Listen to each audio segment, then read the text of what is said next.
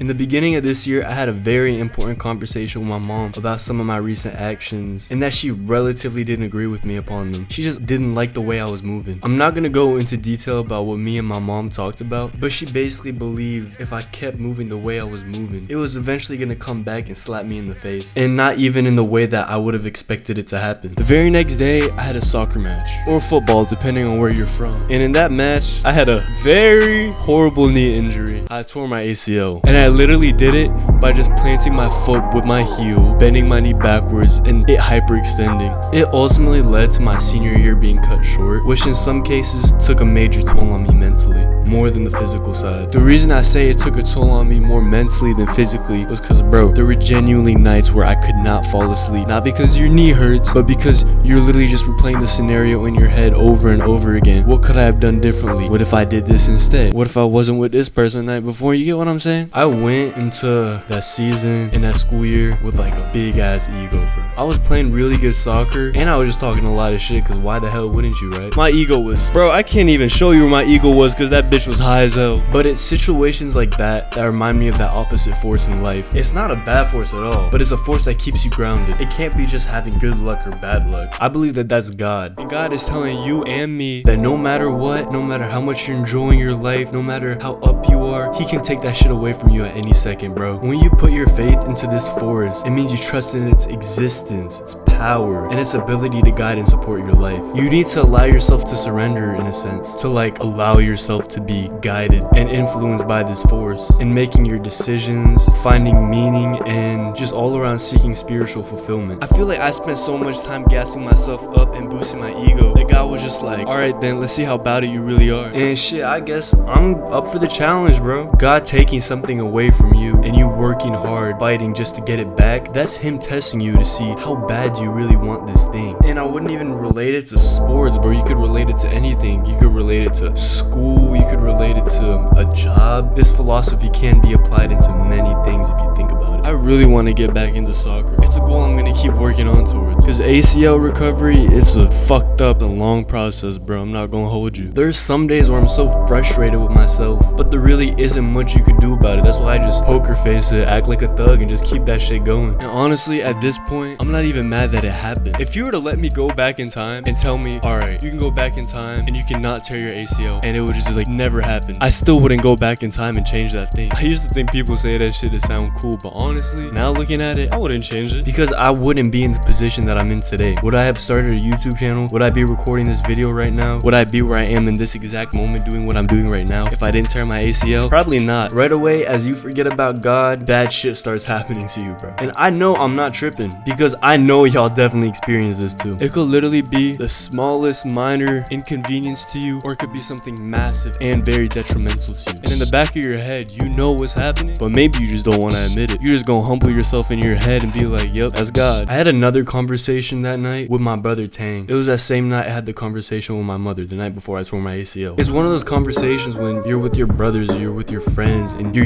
young, you're just talking about life and like your futures, what you want to do in your future, what your future holds for you. You know, it's a late night, you're just outside talking, it's a vibe. We've all had those conversations with our friends. And I told him there's two stuff I mainly want to do with my life. The first one was I either want to keep grinding soccer and become a pro at it, just take it as far as I can, because I had a path for myself to go pro, and honestly I still do if I still want to pursue that, but obviously right now it's out of the picture. But it's a path for myself that I can fulfill my dream of becoming a pro and make a living off of playing the sport I love. My second option was just shooting shit, making YouTube videos, talking about what I want to talk about, because it's something that I've always wanted to do since a child, and I know I can succeed at it if I just apply myself. We all can. And Tang is a very religious person. Shout out Tang, my brother. He told me that God will open your path. He's gonna show you what to do. You just have to put the work in, just follow that path He lays out for you. And then the very next day I tore my ACL. I knew from that moment on what my pathway was, and I have to follow through with this path because it feels like the one that God purposely laid out for me. You get your Hollywood fix, paparazzi pics to see where I'm on. I've been staying out the mix, they been on my dick. What these niggas on?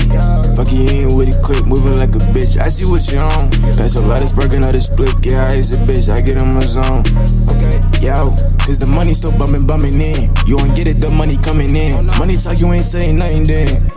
Okay.